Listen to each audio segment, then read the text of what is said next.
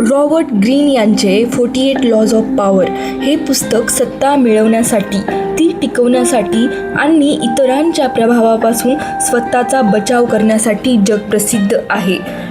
हे पुस्तक अशा जगाचे दर्शन घडवते जिथे सत्ता आणि राजकारण अनिवार्य आहे.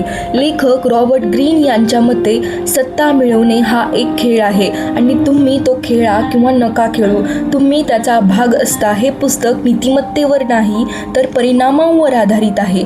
यात इतिहासातील यशस्वी राजांच्या आणि राजकारण्यांच्या चालीवर आधारित 48 नियम दिले आहेत. पुस्तकातील 48 नियमांचे वर्गीकरण दिले आहे. स्वतःला सुरक्षित ठेवा.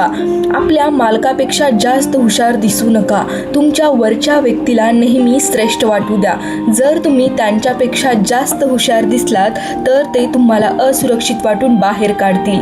गरजेपेक्षा कमी बोला. तुम्ही जितके जास्त बोलता तितके तुम्ही सामान्य वाटता.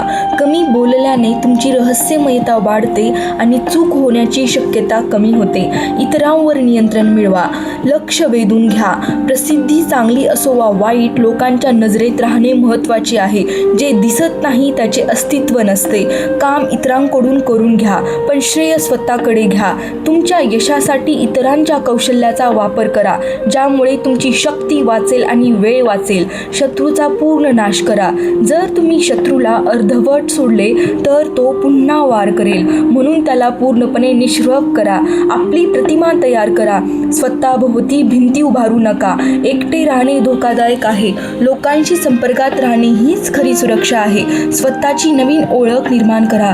समाज तुमच्यावर जे लेबल लावतो ते नाकारा. स्वतःची एक शक्तिशाली प्रतिमा तयार करा जी जगाला प्रभावित करेल. हे पुस्तक केवळ आक्रमण करण्यासाठी नाही तर संरक्षणासाठी सुद्धा आहे. दुर्दैवी आणि नकारात्मक लोकांपासून लांब राहा. नकारात्मक हा संसर्गजन्य आजार आहे. अशा लोकांमुळे तुमचेही नुकसान होऊ शकते. लवचिक राहा. कोणतीही एक कायमस्वरूपी रणनीती ठेवू नका. परिस्थितीनुसार स्वतःला बदला. पाण्यासारखे व्हा जेणेकरून शत्रू तुमच्यावर हल्ला करू शकणार नाही. 48 लॉज ऑफ पॉवर हे पुस्तक क्रूर वाटू शकते पण ते मानवी स्वभावाचे वास्तव मांडते.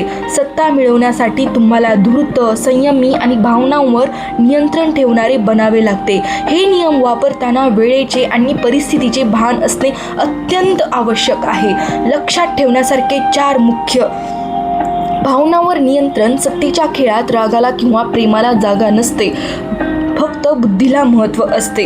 गूढता. आपली पुढची चाल कोणालाही कळू देऊ नका. अनुकूलन. लवचिक राहा. बदल स्वीकारा. निरीक्षण. बोलण्यापेक्षा समोरच्याच्या कृतीचे निरीक्षण करा.